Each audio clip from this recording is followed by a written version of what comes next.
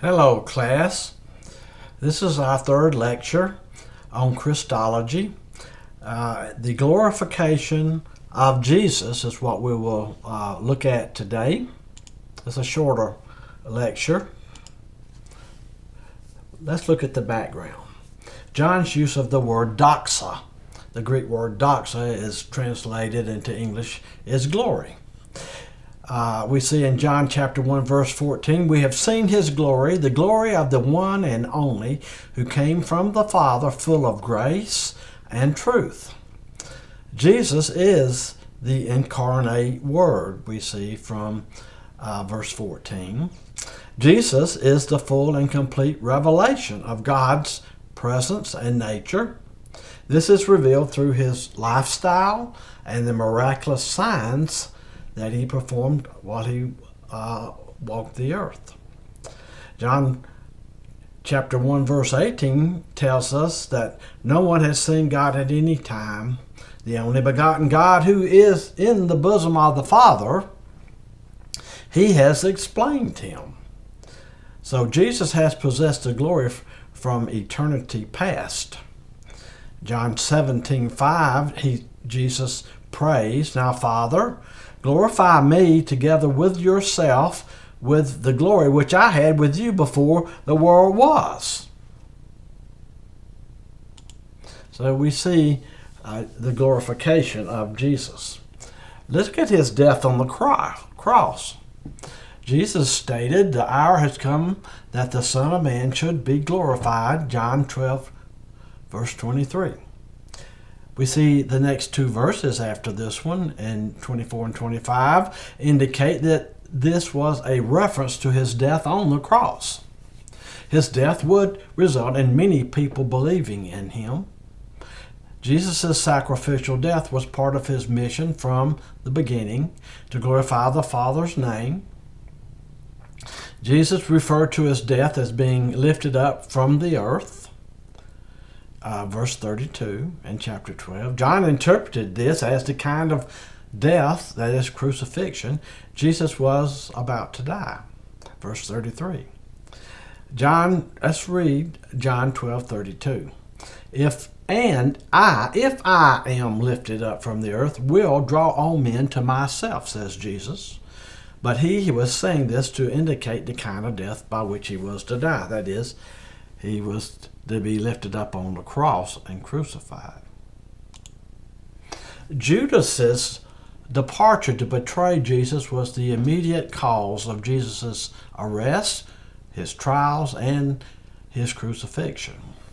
Jesus informed his disciples that he would only be with them a little while longer. In this context, Jesus spoke of glorification no less than 5 times. Look at John chapter 13, verse 31 and 32. Therefore, when he had gone out, that is, Judas, Jesus said, Now is the Son of Man glorified, and God is glorified in him, in the Son of Man, which is Jesus. If God is glorified in Jesus, God will also glorify Jesus in himself and will glorify him immediately. Let's look at this slide where we look at Jesus' return to his pre-incarnate state. That is, he's always existed before he was ever incarnated, and he did return back to heaven at the right hand of the Father, actually.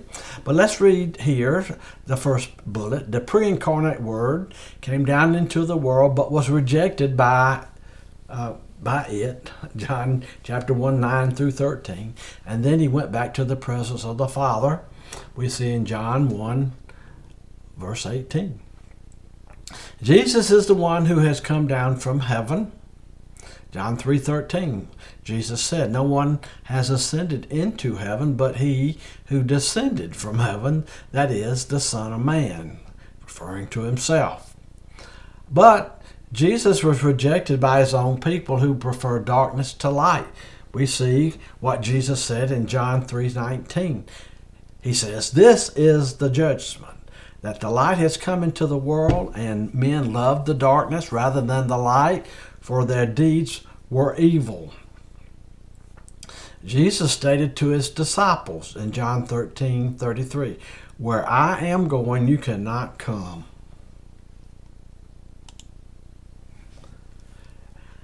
And on this slide, John presents the crucifixion we see in this first bullet as an integral part of the upward movement of Jesus' return to the Father. Jesus would lay down his life, but he would do so voluntarily, only to take it back up again, John 10, verses 17 through 18. The upward movement continued with Jesus' resurrection and ascension, John 20, verse 17. The word hora, the Greek word hora, this is translated hour in our English translation, conveys an important message in relation to Jesus' exaltation. He says exalted. It refers to the special time in Jesus' earthly life when he was to leave this world and return to the Father, John 13:1. It refers to the hour when the Son of Man was to be glorified, John 17:1. This was accomplished through Jesus' death, resurrection, and his ascension, though his ascension was not emphasized by John. And that's just that was the last slide, and here's the my sources for this set of PowerPoints and lecture. The material for the glorification of Jesus was adapted from H. Hall Harris, his article, A Theology of John's Writings in A Biblical Theology of the New Testament. And that concludes this lecture.